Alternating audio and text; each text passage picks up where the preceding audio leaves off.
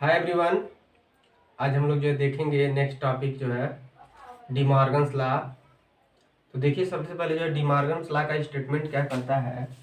De Morgan's law जो है वह कहता है for any two set A and B prove that first A and B का जो है यूनियन लिया गया है, फिर उसका complement equal to A dash यानी कि ए का कंप्लीमेंट इंटरसेक्शन फिर बी का कंप्लीमेंट।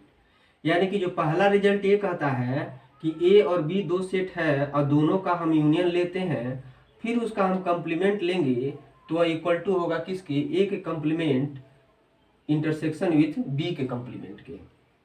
दूसरा जो रिजल्ट है कि यदि यही पर क्या होता है कि ए और बी दो सेट हैं, दोनों सेट का हम क्या करते हैं इंटरसेक्शन लेते हैं और इंटरसेक्शन लेकर के उसका कंप्लीमेंट लेते हैं तो वह इक्वल टू हो जाता है किसके, ए के कंप्लीमेंट विथ यूनियन बी का कंप्लीमेंट। यानी कि दोनों रिजल्ट में हम क्या देख रहे हैं कि यदि यूनियन लिया गया है तो उसका कंप्लीमेंट ले रहे हैं तो दोनों एलिमेंटों पे जो है क्या हो रहा है, दोनों सेट का कंप्लीमेंट हो जा रहा है और जो साइन है वह साइन क्या हो रहा है, बदल जा रहा है। दूसरे एग्जाम्पल में देखेंगे कि ए इंटरसेक्शन बी यानी कि इंटरसेक्शन लिया गया है तो यहाँ पे क्या हो गया, यूनियन हो गया। तो इसमें जो है पहले रिजल्ट को जो हम क्या करेंगे, प्रूव करके देखेंगे। तो पहले रिजल्ट को प्रूव करने के लिए जो है मान लेते हैं कि let X is a arbitrary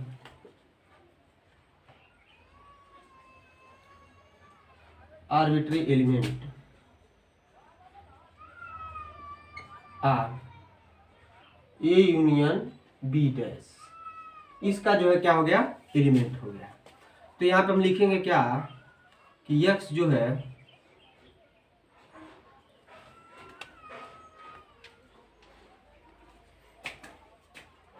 है वह एलिमेंट है किसका, ए यूनियन बी डैश का। x किसका एलिमेंट है, ए यूनियन बी डैश का। इसका हम जो है लिए हुए हैं तो क्या लिख सकते हैं यहाँ पे कि x क्या है, ए यूनियन बी का जो है एलिमेंट है यानी कि उसके कंप्लीमेंट का एलिमेंट है। तो कंप्लीमेंट का एलिमेंट है तो निश्चित तौर पे क्या होगा, जो कंप्लीमेंट में होगा वह क्या होगा, उस सेट में नहीं होगा। तो देखते हैं x is element of A union B. हम लिख सकते हैं क्या कि x जो है क्या होगा, ए यूनियन बी का एलिमेंट नहीं होगा। क्यों नहीं होगा, क्योंकि हम देखते हैं क्या कि जब कंप्लीमेंट में वह एलिमेंट है, कंप्लीमेंट का सेट है तो वह क्या होगा, बिना कंप्लीमेंट के नहीं होगा। यानी कि उस पर कंप्लीमेंट नहीं होगा तो वह सेट जो है बिलोंग नहीं करेगा। अब इस बात को हम लोग समझ लेते हैं कैसे कि यदि मान लीजिए क्या है, ये कोई सेट है और उसमें क्या है 1 2 3 है और बी यू कोई सेट है ऐसा है जिसमें 1 2 3 से लेकर के जो है 9 तक है। तो देखते हैं कि जब हम क्या करते हैं, जो कंप्लीमेंट लेते हैं, complement A dash is equal to हम लिखते हैं क्या, यू माइनस ए। तो देखेंगे यू माइनस ए निकालेंगे तो देखते क्या है यहाँ पर कि u माइनस ए जब लेते हैं तो 1 2 3 तो a में है, 1 2 3 u में भी है, बाकी जो बचते हैं यानी कि 4 5 6 7 8 9 यानी कि a डैश उसके एलिमेंट है। तो देख अगर हम पूछें कि क्या 1 एलिमेंट है a का तो आप कहेंगे कि हाँ, और कहेंगे कि क्या 1 एलिमेंट है a डैश का तो आप कहेंगे नहीं, कि a डैश का एलिमेंट नहीं है। तो इस बात को हम लोग ऐसे समझ सकते हैं कि x क्या है, एलिमेंट है। अगर ये यूनियन b का डैश का एलिमेंट है तो x एलिमेंट नहीं होगा ये यूनियन b का। मैं आशा करता हूं कि सबको समझ में आ गया होगा। अब नेक्स्ट स्टेप देखते हैं हम लोग।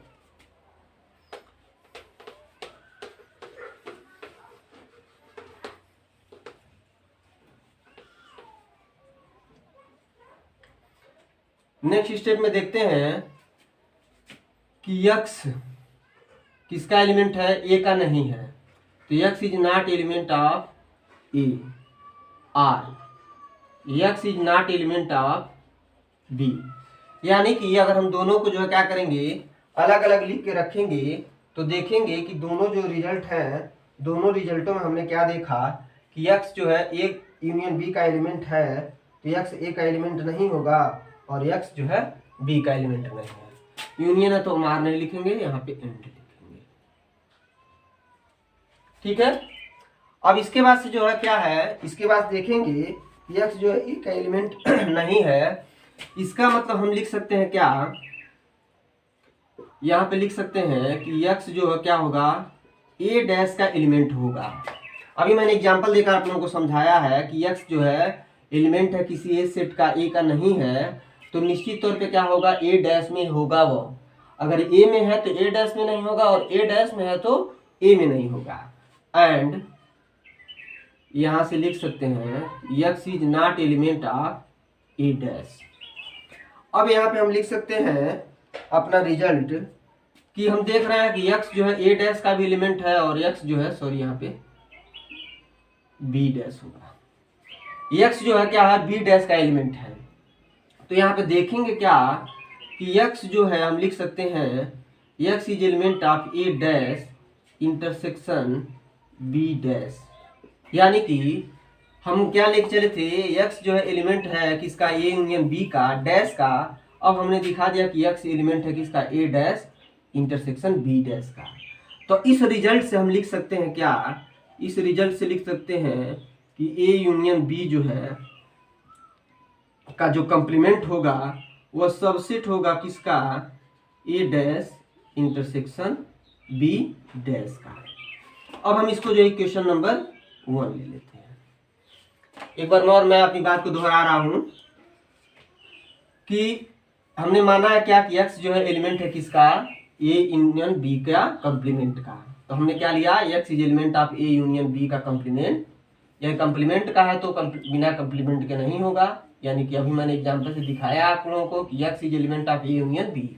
a यूनियन b का एलिमेंट है तो क्या होगा, a का भी एलिमेंट नहीं होगा और b का भी एलिमेंट नहीं है। तो x जो है a का एलिमेंट नहीं है तो x जो है क्या होगा, a डैश में होगा, और x जो है b डैश में होगा। इन्हीं दोनों रिजल्ट को हम जो है लिख लिए, और इससे हमको मिल गया क्या कि a यूनियन b का जो डैश होगा वो सबसेट होगा किसमें, x डैश b डैश का। क्योंकि सबसेट के डिफिनीशन से हम जानते हैं कि क्या होगा कि x जो है इसमें बिलोंग कर रहा है और x इसमें भी बिलोंग कर रहा है, इसलिए यह सेट क्या होगा, इस सेट का जो है सबसेट हो गया। अब दूसरा रिजल्ट, अब हमको दिखाना होगा यह कि a डैश जो है b डैश का अगर सबसेट हो जाए, यदि हम ऐसा दिखा देते हैं तो मान लेंगे क्या है कि दोनों रिजल्ट क्या है, बराबर है। अब क्या होगा, यहाँ पे मान लेते हैं let y is a arbitrary element of a dash intersection b dash. अब हमने मान लिया क्या कि एक y ऐसा आर्बिट्री एलिमेंट है जो a dash intersection b dash में जो है क्या करता है, बिलोंग करता है। तो यहाँ पे लिख लेते हैं क्या, y is element of a dash intersection b dash. तो यहाँ पे क्या होगा, y जो है क्या है, एलिमेंट है किसका, a dash intersection b dash का। तो यहाँ पे हम लिख सकते हैं क्या, यहाँ पे लिख सकते हैं कि जो रिजल्ट है हमने देखा क्या कि a डैश b डैश में जो है बिलोंग कर रहा है। तो यहाँ पे हम लिख सकते हैं कि y जो है, y एलिमेंट होगा किसका, a डैश का, और y जो है एलिमेंट होगा किसका, b डैश का। इसको हम लोग समझेंगे कि y क्या है, a डैश का भी एलिमेंट है और b डैश का एलिमेंट है, और दोनों का इंटरसेक्शन ले रहे हैं। इसका मतलब इंटरसेक्शन का मतलब ये होता है कि एक ऐसा एलिमेंट जो क्या है दोनों सेट में है वो उसका इंटरसेक्शन में है। तो y क्या है, इसमें जो है बिलोंग कर रहा है, इसलिए हम इसको अलग अलग लिखिए कि y क्या है, a डैश में बिलोंग कर रहा है और y जो है b डैश में बिलोंग कर रहा है। यहाँ से हमने पाया क्या कि y अगर a डैश का एलिमेंट है तो y निश्चित तौर पे a का एलिमेंट नहीं होगा, एंड y जो है b का भी एलिमेंट नहीं होगा। जैसा कि आप ऊपर वाले रिजल्ट में जो है देखे हैं कि पहले जो है क्या किया गया है, प्रूव किया गया है। तो यहाँ पे हम लिख सकते हैं क्या, यहाँ से लिख सकते हैं कि y अगर a में नहीं है, y जो है b में नहीं है, तो निश्चित तौर पे a यूनियन b में होगा। यानी कि a यूनियन b में होगा, ऐसा है कि यह जो है, जैसे हम एक बार और मैं अपनी बात दोहरा रहा हूँ कि y क्या है, एलिमेंट है a का, y जो है y जो है a का भी एलिमेंट नहीं है, y b का भी एलिमेंट नहीं है, इसीलिए y जो है क्या होगा, a यूनियन b में भी नहीं होगा। तो हम यहाँ पे लिख सकते हैं क्या कि y जो है निश्चित तौर पे क्या होगा, a यूनियन b डैश में होगा। ऐसा हमने जो है दिखाया है कि यदि उस सेट में नहीं है तो उसके कंप्लीमेंट में होगा। तो यहाँ से ऊपर वाले रिजल्ट में जैसे हमने दिखाया है उसी तरह इस रिजल्ट में हम लोग क्या दिखा सकते हैं कि यहाँ पे हम दिखा सकते हैं कि a dash intersection b dash यह क्या होगा, सबसेट होगा a यूनियन b डैश का। अब यह इक्वेशन नंबर 1 ले लिए, इसको इक्वेशन नंबर 2। अब देखिए अब क्या हुआ है, ए यूनियन बी क्या है, सबसेट। ए यूनियन बी का कंप्लीमेंट जो है सबसेट है ए का कंप्लीमेंट इंटरसेक्शन विथ बी का कंप्लीमेंट।